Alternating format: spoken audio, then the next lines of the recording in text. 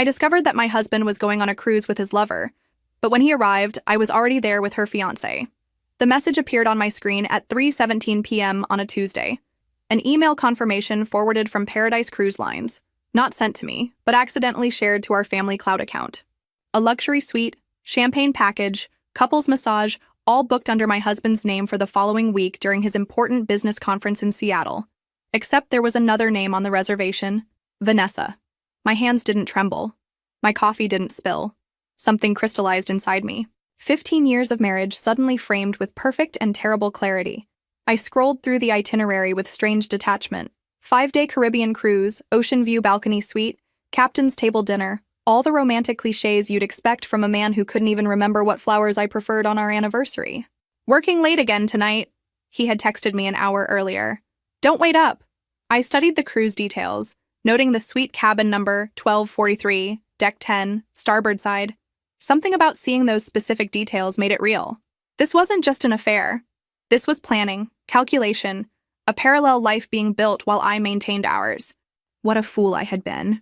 I remember standing up and walking to our bedroom closet, the one we shared. His suits hung next to my dresses, as if they belonged there. His shoes lined up with mine. The physical proximity of our things suddenly seemed obscene. I was about to start pulling his clothes down, to tear the fabric and destroy the memories, when my phone chimed again. Another notification from the family cloud. A photo appeared. A woman, young, blonde, perfect teeth, posing in front of a mirror wearing lingerie that still had price tags hanging from it. The caption read, "Can't wait for you to take this off on our trip."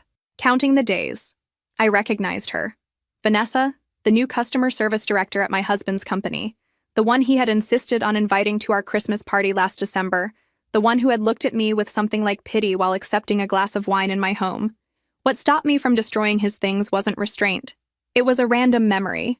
A conversation I'd overheard at a charity gala 3 months ago. Vanessa discussing loudly her engagement to some tech entrepreneur, showing off a flashy diamond ring, talking about her upcoming June wedding. I sat on the edge of our bed, phone still in hand, and did something I'd never done before. I searched her name on social media. Her profile was public, filled with hashtags about being blessed and future wife, and there he was, her fiancé, tagged in dozens of photos. Bradley, handsome in his polished Silicon Valley way. His own profile full of startup success stories and motivational quotes. One recent post caught my attention. "Heading on a solo trip before the wedding madness. Time to clear my head and come back ready to start forever with a Vanessa." The cruise dates matched exactly. A strange calm came over me, the kind that arrives when the universe delivers something so perfectly synchronized it feels like destiny. I opened my laptop and navigated to Paradise Cruise Line's deck plans. Cabin availability. My credit card was already in my hand. 20 minutes later, I had my own confirmation email. Single cabin 1245, right next to their love nest. The symmetry was too perfect to ignore. I took a deep breath and did the only rational thing a woman in my position could do. I found Bradley's business email through his company website and sent him a message. "Mr. Bradley, I believe we have something important to discuss regarding our respective partners and their upcoming Caribbean cruise. Would you be available for coffee tomorrow? It concerns your fiancée Vanessa and my husband, who have made plans I think you should know about." I attached the booking confirmation. I didn't cry. I didn't scream. I simply waited, watching the little dots that indicated he was reading my message. Typing, stopping, typing again. His response came 3 minutes later. Where and when? The next morning, I sat at a corner table in an upscale downtown cafe watching the door. I recognized him immediately. Taller in person, with that confident stride of someone accustomed to commanding rooms. His eyes found mine across the space. Recognition, understanding, the look of someone whose world was also shattering. He sat across from me. "No handshake, no introduction needed. Show me everything," he said quietly. And I did. By the time our coffees had gone cold, we had formed an alliance born of shared betrayal. Not just an alliance, a pact, a strategy. "They think they're so clever," I said, finally allowing myself a bitter smile. "They have no idea what's coming." Bradley's expression hardened with resolve. "What exactly did you have in mind?" I leaned forward, lowering my voice. "I already booked the cabin next to theirs, but one person watching their romantic getaway crumble isn't as satisfying as two, don't you think?" He matched my lean, his voice equally low. "Are you suggesting what I think you're suggesting?" I'm suggesting we both take that cruise. I'm suggesting we become very, very good friends who just happen to be everywhere they are. I'm suggesting we make this the vacation they'll never forget, for all the wrong reasons. For the first time since we'd sat down, Bradley smiled. It wasn't a pleasant smile. It was the smile of someone imagining sweet, calculated retribution. I'm in, he said, but we need to be smarter than them. We need a plan that doesn't just catch them, but destroys whatever fantasy they've built. I nodded, feeling something like excitement beneath my anger. By the time we dock back in Miami, they'll wish they never set foot on that ship. The week before the cruise passed in an Academy Award-worthy performance. I kissed my husband goodbye as he packed his conference clothes. I helped him choose a tie for his presentation. I even drove him to the airport, waving from the departure lane with a smile plastered on my face. "I'll miss you," he said, his eyes not quite meeting mine. "Oh, I'm sure the time will fly," I replied, thinking of the swimsuits and evening dresses already packed in my own suitcase, hidden in Bradley's temporary apartment. As soon as his plane took off, not to Seattle but to Miami, I drove straight to the port where Bradley was waiting. We had spent every day of the past week planning, coordinating, building a backstory that would make us seem like old college friends reuniting by chance, practicing our reactions for when we accidentally ran into our cheating partners, memorizing the ship's layout. We booked identical shore excursions to the ones they had scheduled. "How are you feeling?" Bradley asked as we checked in at the cruise terminal, his hand briefly touching my shoulder. "I keep alternating between wanting to cry and wanting to push them both overboard," I admitted. He nodded. "I've already looked up maritime law. Unfortunately, that would be frowned upon." That unexpected flash of dark humor made me laugh for the first time in days. It felt strange in my throat. We boarded separately, agreeing to meet later after settling into our cabins. I found mine easily, 12:45, right next to where my husband would soon be caressing his lover. I pressed my ear to the adjoining wall. Empty for now. Their flight wouldn't arrive for a few hours. I unpacked methodically, hanging dresses I had bought specifically for this cruise, dresses my husband had never seen, dresses chosen to make a statement when the inevitable confrontation came. At 6 p.m., Bradley texted, "They've boarded. Just saw them at check-in. They didn't see me." My heart raced. My palms grew damp. The moment was approaching faster than I had anticipated. I met Bradley at a bar 3 decks up, far enough away that we wouldn't immediately run into them. He already had a martini waiting for me. "To the most twisted vacation either of us has ever taken," he said, raising his glass. I clinked mine against his. "May we survive with our dignity, if not our marriages." My marriage ended before it began, apparently. His voice had the same hollow quality I'd felt in my chest for days. We shared our stories then, filling in the blanks of our relationships. Bradley had met Vanessa at a tech conference 2 years ago. They had gotten engaged quickly. Too quickly, he realized now. There had been signs of her infidelity, unexplained absences, secretive phone behavior, sudden work emergencies. I ignored it all, he said, staring at his drink. I wanted so badly to believe I'd found the right person. 15 years, I replied. 15 years I gave him. We talked about children. We decided together to focus on our careers first. We had a timeline. Next year was supposed to be our year to try. My voice broke unexpectedly. Bradley's expression softened. "I'm sorry." "Don't be. Be angry. I am." We spent hours talking, drinking enough to stay relaxed but not enough to cloud our judgment. We needed to be sharp, ready. Around 10 p.m., we ventured to the main dining room for the welcome dinner, and there they were, sitting at a table for 2 near the windows. My husband's hand rested on the small of Vanessa's back as they studied the menu. Intimate, comfortable, practiced. The sight hit me harder than I expected. This wasn't their first trip together. This wasn't new. The realization made my knees buckle slightly. Bradley steadied me with a hand on my elbow. "Not yet," he whispered. "Let them think they got away with it. Tomorrow we begin." We retreated to a different restaurant, but I couldn't eat. My stomach was a knot of acid and anger. "How long do you think this has been going on?" I asked, pushing pasta around my plate. "Does it matter? A day? A month? A year? They both betrayed us." "It matters to me," I insisted. "I need to know how much of my life has been a lie." Back in my cabin that night, I pressed my ear to the wall again. I could hear them laughing, murmuring, the occasional creak of bed springs. I recorded it all, evidence for what was to come. I barely slept. When morning came, I met Bradley for breakfast on the Lido deck. We had determined that our cheating partners had booked a snorkeling excursion at our first port of call, a small private island owned by the cruise line. "Ready for day one?" Bradley asked, sliding a coffee toward me. "As ready as I'll ever be." We took the tender to the island 30 minutes after my husband and Vanessa had left. We spotted them easily on the beach, sharing a lounge chair, her head on his chest, his fingers running through her hair. Bradley and I set up our own chairs exactly in their line of sight, but angled so they wouldn't notice us immediately. We waited for the perfect moment, the recognition, the shock. It came when my husband stood up to get drinks from the beach bar. He turned, 2 frozen cocktails in hand, and froze mid-step when he saw me. The drinks tilted, blue liquid splashing over his hands. I gave a little wave, as casual as if we were running into each other at a grocery store. His face went pale so quickly I thought he might faint. He stood paralyzed, unable to move toward me or back to Vanessa, who was still scrolling through her phone obliviously. I adjusted my new swimsuit, a daring red piece I never would have chosen before, and walked directly toward him. "What a coincidence," I said, loud enough for nearby sunbathers to hear. "How lucky to run into you here. The weather looks different than I remembered from Seattle." He opened and closed his mouth, speechless.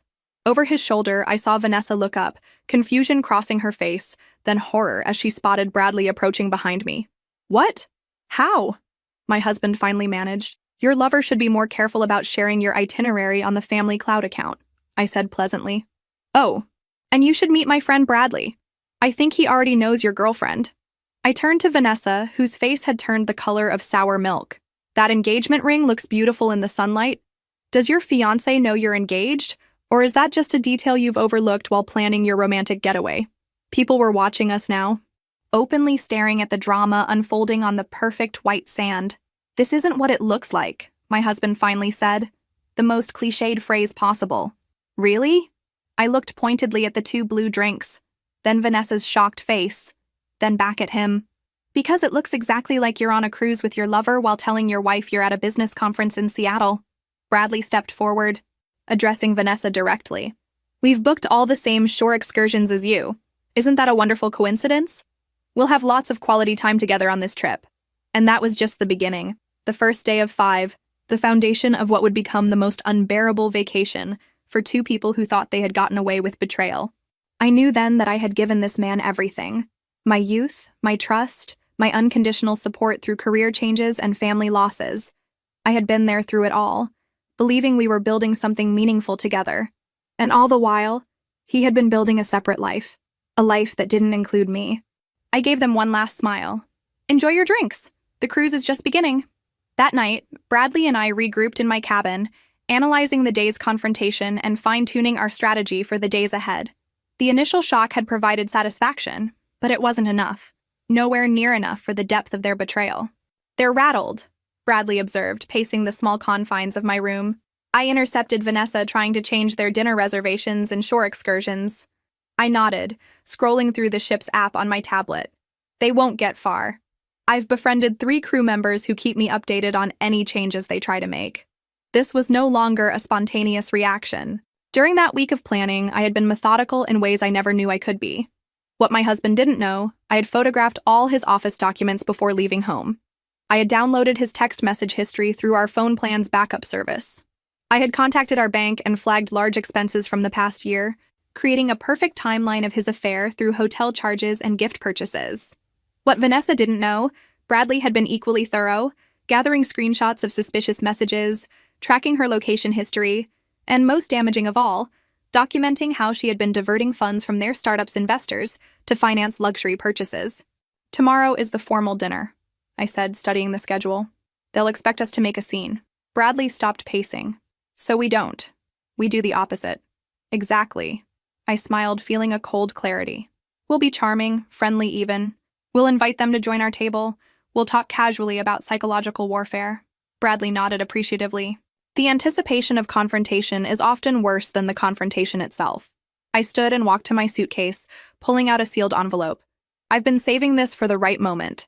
Now I think I know when to use it.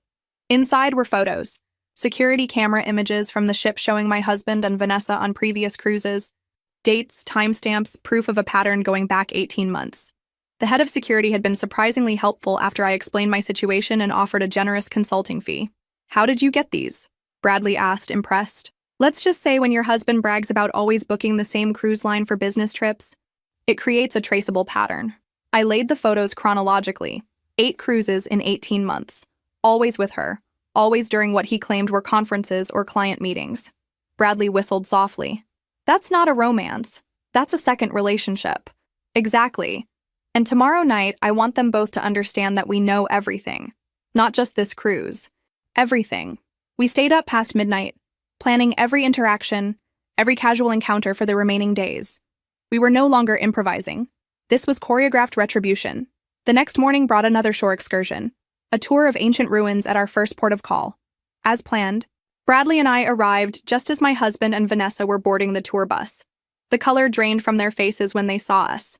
I smiled brightly and took the seat directly behind them. Good morning. Sleep well? Vanessa stared straight ahead, rigid with tension.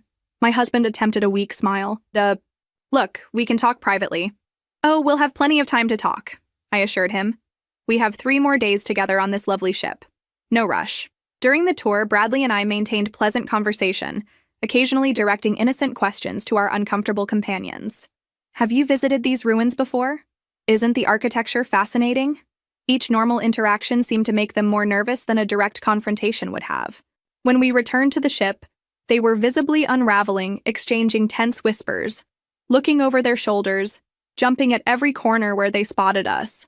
For that night's formal dinner, I wore a black dress I had bought specifically for this cruise, elegant, understated, with just enough edge to make a statement. Bradley wore a tailored suit that highlighted all the advantages of his athletic build. We entered the dining room deliberately 15 minutes after my husband and Vanessa had been seated. May we join you? I asked, already pulling out a chair at their table for 2. The maitre d' mentioned you had room? He couldn't refuse without creating a scene. Trapped by social convention, they shifted uncomfortably as we settled in. Wonderful evening, isn't it? Bradley began, unfolding his napkin with practiced ease. Vanessa, that dress looks familiar. Didn't you wear it to the Henderson Charity Gala last month? Her eyes widened slightly. The Henderson Gala had been a work event, one where she had introduced my husband as her colleague. Yes, I think so, she stammered. I flagged down a waiter. Champagne for the table, please. We're celebrating. My husband's expression darkened. What exactly are we celebrating? I smiled, reaching into my purse to pull out the envelope of photos. Anniversaries. Specifically, the 18-month anniversary of your first cruise together. I placed the photos on the table, one by one, like dealing cards. Caribbean, March last year. Mediterranean, May. Alaska, July. Each one during what you told me were business trips. The blood drained from his face. How did you? I've always admired your consistency, I continued, my voice steady despite my hammering heart. Same cruise line. Often the same cabin category. Made tracking surprisingly easy. Vanessa's hand trembled as she reached for her water glass. Bradley chose that moment to make his contribution. Speaking of consistency, he said, sliding a folder across the table toward Vanessa. I've been reviewing our company's finances. Interesting pattern of withdrawals that coincides with the dates of these cruises. Her glass froze halfway to her lips. That's not, you can't prove. Our investors were quite interested in the documentation, Bradley continued calmly. I had a fascinating call with them yesterday. This was the moment I had prepared for. Watching the dawn of understanding that we weren't just angry spouses lashing out. We had been methodical, patient. We had receipts, literally and figuratively. What do you want? My husband finally asked, his voice barely audible above the dining room's ambient noise. I leaned forward, maintaining eye contact. For tonight? Just dinner? Pleasant conversation? Maybe you could tell Bradley about your conference schedule for the next few months. I'm sure he'd be interested to know which business trips are actually romantic getaways. They sat frozen, trapped by their own web of lies, as the waiter arrived with champagne. I raised my glass. To truth. It always surfaces eventually. During dinner, we maintained cordial conversation, periodically dropping details that confirmed how thoroughly we had investigated their affair. Each revelation fell like a precise incision, small cuts that accumulated into significant damage. By dessert, they both looked physically ill. When we finally stood to leave, I left a room keycard on the table. For your convenience, I explained. It's for the cabin adjacent to yours. We've been taking turns listening through the wall. The soundproofing is surprisingly poor. My husband's face contorted with the understanding that even their most intimate moments had been compromised. As Bradley and I walked away, he whispered. That was masterful. But that's just the beginning, isn't it? I nodded, feeling not joy, but cold satisfaction. Tomorrow we move to phase 2. Tonight was about showing them we know everything. Tomorrow is about showing them what that knowledge will cost them. Back in my cabin, I finally allowed myself a moment of genuine grief, not for my husband, but for the life I had believed in. 15 years lost, trust shattered, future plans evaporated. But in its place was something unexpected, a sense of my own power. I had been blindsided by betrayal, but I had responded not with helpless heartbreak, but with calculated action. I sent one final text to Bradley before sleep. Thank you for today. Tomorrow we show no mercy. His response came immediately. They created this situation. We're just ensuring they experience the consequences they deserve. I fell asleep to the sound of a muffled argument through the wall, a lullaby of justice beginning to unfold. The third day of the cruise dawned bright and clear. Perfect weather for what Bradley and I had planned. While my husband and Vanessa had spent the night arguing, we had been finalizing details with various crew members and other passengers we had recruited to our cause. Our first encounter was at breakfast. We saw them at a corner table, hunched over coffee, looking exhausted and tense. Instead of approaching, we sat prominently in the center of the dining room, laughing and chatting with a group of passengers we had befriended. Specifically, 2 couples who turned out to be from my husband's industry. Rachel and Diana are from Westbrook Partners, I exclaimed as we passed their table later, gesturing to our new friends. Apparently, they've been trying to reach your company about that merger proposal. What a coincidence finding them here. My husband's coffee cup clattered against its saucer. Westbrook Partners was indeed a major potential client his company had been courting for months. Now they were learning about his business conference while he sat next to his lover. We're having drinks with them later, Bradley added cheerfully. You should join us. I'm sure they'd love to hear about your professional commitments. They didn't respond, but the message was clear. Their private affair was becoming increasingly public, with imminent professional consequences. By noon, we had implemented the next phase. During their scheduled couples massage at the ship's spa, they arrived to discover their appointment had been accidentally changed to separate treatments in different rooms. Meanwhile, Bradley and I enjoyed their original time slot, having befriended the spa manager with a generous tip and a convincing story about anniversary celebrations. Small disruptions continued throughout the day. Their lunch reservation mysteriously canceled, their shore excursion overbooked, their special requests lost in the system. Nothing dramatic enough to blame on sabotage, just a steady stream of inconveniences that were undermining their romantic getaway. But the real turning point came that evening. The ship's program included a passenger talent show followed by a dance contest. Bradley and I had signed up, and we had also entered my husband and Vanessa's names without their knowledge. Our next contestants, announced the cruise director to the packed lounge, join us celebrating a special occasion. Let's welcome David and Vanessa. A spotlight swung to their table, where they sat frozen in horror as their names were called. The crowd applauded enthusiastically. We've heard they're celebrating a special relationship anniversary, the director continued, reading from the card I had submitted. 18 months of relationship bliss. Although I'm also hearing congratulations are in order for Vanessa's engagement. Wait, that can't be right. Confused murmurs spread through the audience as my husband and Vanessa remained glued to their seats, mortification evident on their faces. Maybe they're feeling shy, Bradley called out from our table. Maybe they'd feel more comfortable if we showed everyone photos of their celebration first. Before they could react, the large screen behind the stage lit up with images, the security camera photos from their previous cruises interspersed with screenshots of text messages between them planning their rendezvous. I had carefully edited out anything explicitly incriminating, leaving enough context for the audience to piece together the situation. We didn't authorize, my husband stammered, finally finding his voice as he stood. Oh, one more special photo, I announced, nodding to the AV technician I had befriended. The screen changed to show Vanessa's engagement announcement post, complete with her radiant smile next to Bradley, a massive ring prominently displayed. The date stamp was unmistakable. 6 months into her affair with my husband. The room fell silent as understanding gripped the audience. Then came the whispers, the sideways glances, the judgment. They had avoided this by conducting their affair on anonymous cruises where no one knew them. I think that's our cue, Bradley said, standing and offering me his hand. We should show them how it's done. We took to the dance floor for the competition, performing a tango we had practiced during our planning week. Every dramatic turn and dip was executed with precision. our eyes meeting in a performance of connection that drew enthusiastic applause. When we finished, I saw my husband and Vanessa slip out of the lounge, heads down, unable to face the room full of strangers who now knew their secret. We followed at a distance, watching them argue in a secluded corner of the deck. Their body language told the story: accusations, denials, recriminations. They're imploding, Bradley observed quietly. Good, I replied, feeling a satisfaction deeper than I'd expected. But we're not finished yet. That night, we implemented the final stage of our ship-based plan. While they were in damage control mode after the public humiliation, I arranged for the ship's photography team to deliver something special to their cabin, a commemorative album we had created using the ship's photo service. Inside were professional photos taken throughout the cruise, candid shots of their arguments, their tense body language, their obvious discomfort as Bradley and I appeared in frame after frame. The photographers had been generously compensated to capture these moments discreetly. The album's title, engraved in elegant script, When Truth Surfaced, A Journey of Discovery. We watched from the hallway as a steward delivered the package through the crack of their door. I glimpsed my husband's face when he opened it, the dawn of recognition, the descent into defeat. But the real culmination came the next morning, as the ship prepared to dock at our final port of call.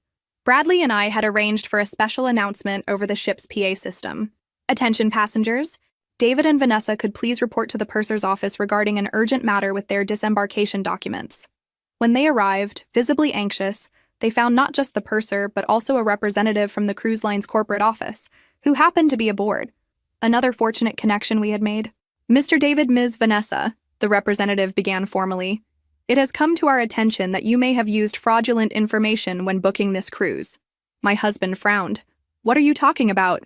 Your booking indicates this trip was reserved through your company as a business expense, with tax documentation filed accordingly. However, the nature of your stay appears to be personal rather than professional. Vanessa paled. That's not... We didn't... Furthermore, the representative continued, there's the matter of using company credit cards for non-business expenses, which has been flagged by your company's compliance department. Bradley and I watched from a discreet distance as my husband's professional world began collapsing in real time. The evidence we had gathered, including email exchanges I had forwarded to his company's ethics hotline, had triggered an internal investigation. Meanwhile, Vanessa received her own devastating news. Her access to their startup's financial accounts had been frozen pending an audit directed by investors.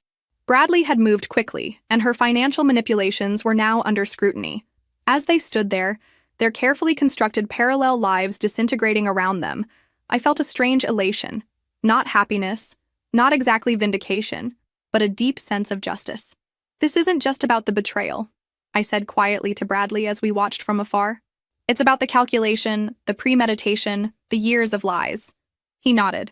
They thought they were too smart to get caught, too arrogant to face consequences. Do you regret anything? I asked, suddenly curious about his feelings now that our plan was nearing its end. Bradley considered this for a moment. I regret trusting someone who didn't deserve it. I regret not seeing the signs earlier. But this, he gestured toward the scene unfolding, this I don't regret at all.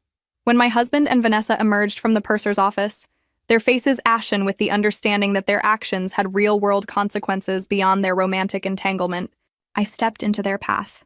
Enjoy the cruise? I asked, my voice steady and clear. My husband looked at me with new eyes. Not anger or defiance, but something like fear. Fear of what else I might know, what else I might have done. This is just the beginning, I told him quietly. When we dock tomorrow, you'll find your belongings packed and waiting at a hotel. The locks have been changed. Divorce papers are with my lawyer, and every member of our family and social circle has received a detailed account of how and why our marriage ended. I turned to Vanessa. As for you, I wonder if your wedding vendors will refund your deposits. Bradley tells me he's been quite thorough in his communications with them. She flinched as if I had slapped her. The thing about betrayal, I continued, addressing both of them, is that it shows who people really are. You both showed me exactly who you are. I'm just making sure everyone else sees it too. With that, Bradley and I walked away, leaving them standing in shock in our wake. That night, our final night on the ship, we dined at the captain's table. The reservation originally made for my husband and Vanessa, now transferred to us through the connections we had cultivated. To new beginnings, Bradley proposed, raising his glass. I clinked mine against his, feeling lighter than I had in years.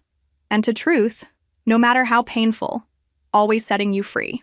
6 months after that fateful cruise, I stood on a different deck, this one belonging to my new waterfront condo. The ocean stretched before me, infinite and uncertain, like my future. But for the first time in a long while, that uncertainty felt exhilarating, rather than terrifying.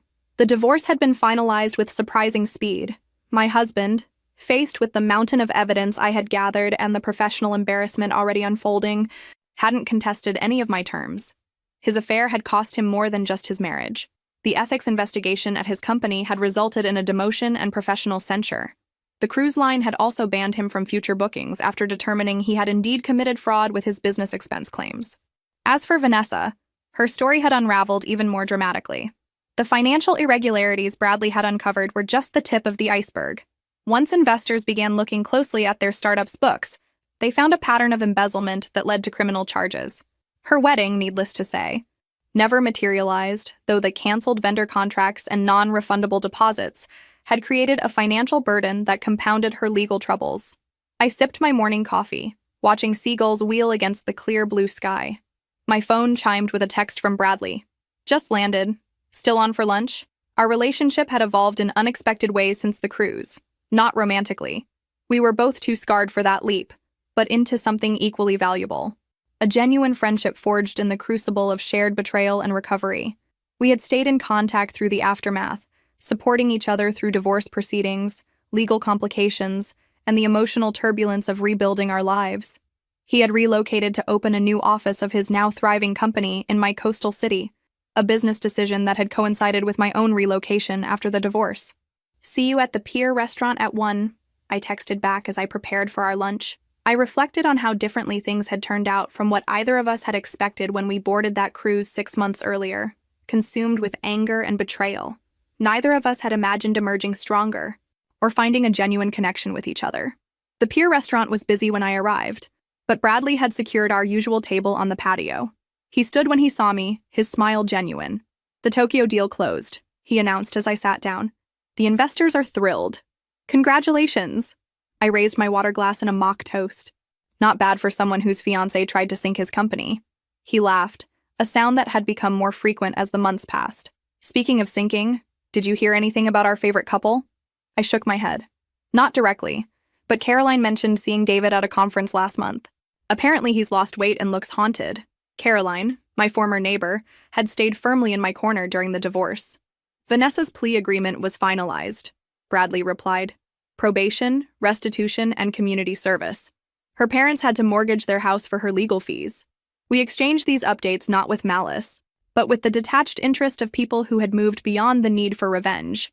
Satisfaction had faded into something more valuable: indifference. Our meal arrived and conversation shifted to our current lives. My new consulting business, his expansion plans, the charity gala we would both attend next weekend. "I've been meaning to ask," Bradley said as we finished dessert. "That cruise line sent me a promotional email yesterday. Caribbean itinerary, special offer for holiday travel." I raised an eyebrow. "Planning another revenge cruise so soon?" "Actually," he said, his expression turning serious, "I was thinking about reclaiming the experience. A trip with no agenda or manipulation, just enjoyment." "Sounds good," I replied, surprised by his suggestion. "Would you consider coming? As friends?" he added quickly. "I think we both deserve to experience a cruise that isn't organized around someone else's betrayal." I considered his offer, this unexpected invitation to revisit the scene of our strange alliance. 6 months ago, I would have recoiled at the idea. Now I found myself nodding. "I'd like that," I said simply. As we walked along the waterfront after lunch, I realized something profound had shifted. The cruise that was meant to expose betrayal had inadvertently revealed something entirely different: my own resilience. I had survived not just my husband's infidelity, but the collapse of a future I had believed in completely. "You know what?" I said as we paused to watch sailboats in the harbor. "Sometimes I almost want to thank them." Bradley looked surprised. "Thank them for what?" "For forcing me to become someone stronger than I ever knew I could be. For inadvertently introducing me to a true friend." I gestured between us. "Their betrayal was painful, but what came after? I wouldn't change it for anything." He nodded slowly. "I've had the same thought.